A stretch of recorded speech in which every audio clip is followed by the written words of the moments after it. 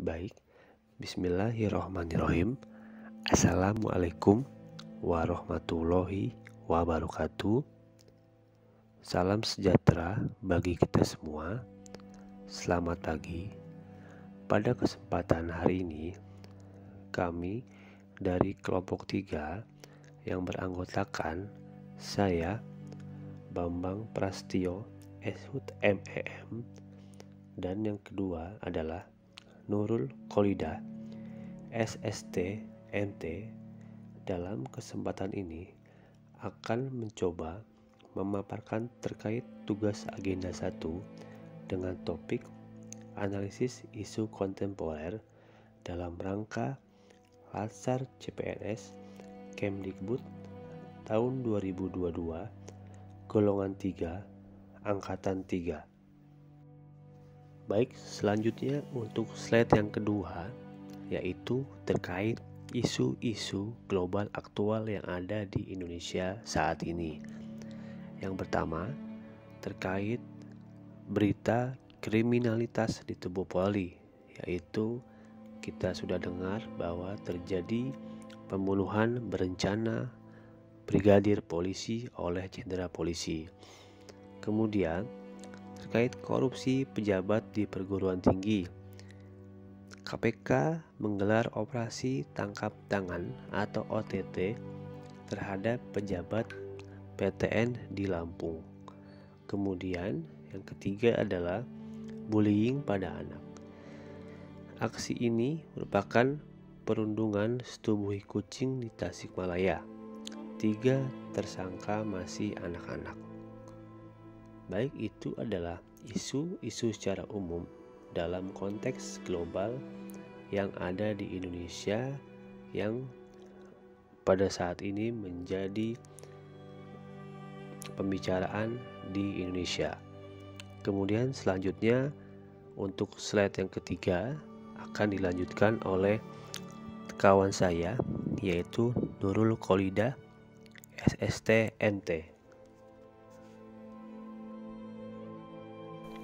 Saya akan menjelaskan hasil analisis USG untuk memilah dan menapis ketiga isu global yang ada pada tabel di bawah ini.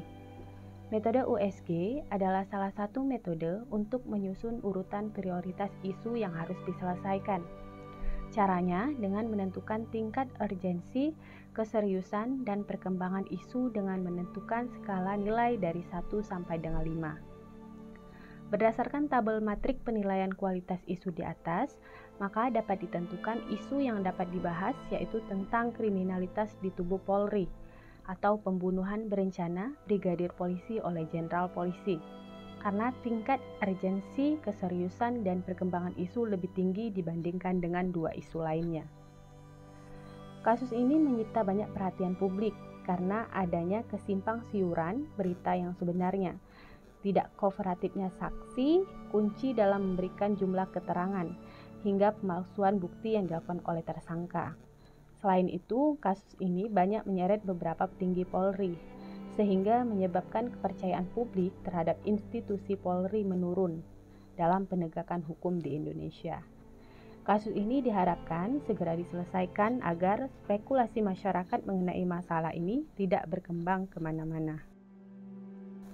Selanjutnya, saya akan menjelaskan analisis isu terkait kriminalitas di tubuh Polri, yaitu dengan menggunakan diagram Fishbone.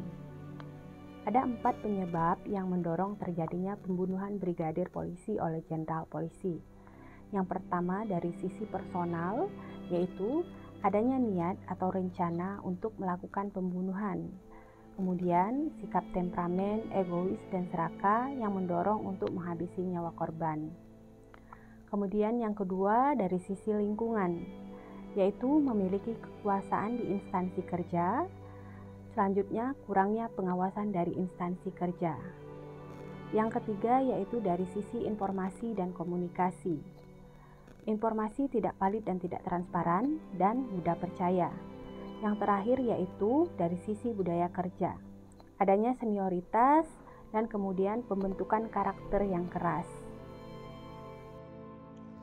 Kemudian untuk slide yang terakhir yaitu terkait alternatif penyelesaian dari analisis isu kontemporer aktual yang sedang terjadi.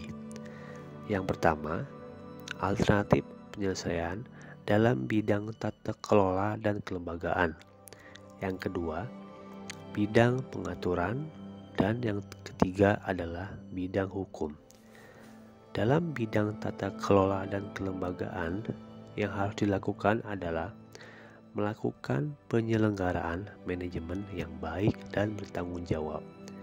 Kemudian, harus berasaskan dalam prinsip-prinsip demokrasi. Kemudian, harus memiliki struktur dan budaya yang fleksibel.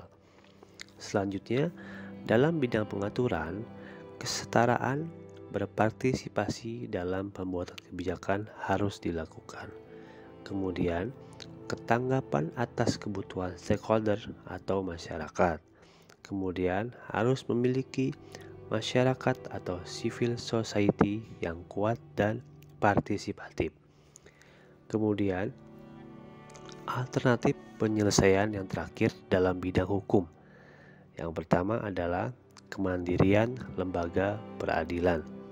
Kemudian, penguatan fungsi dan peran lembaga perwakilan. Dan yang terakhir adalah anggota harus memiliki profesional dan penuh dengan integritas. Baik, itulah yang bisa kami sampaikan dari kelompok 3 atas nama saya Bambang Prasetyo dan kawan saya Nurul Kholida mengucapkan terima kasih. Assalamualaikum warahmatullahi wabarakatuh.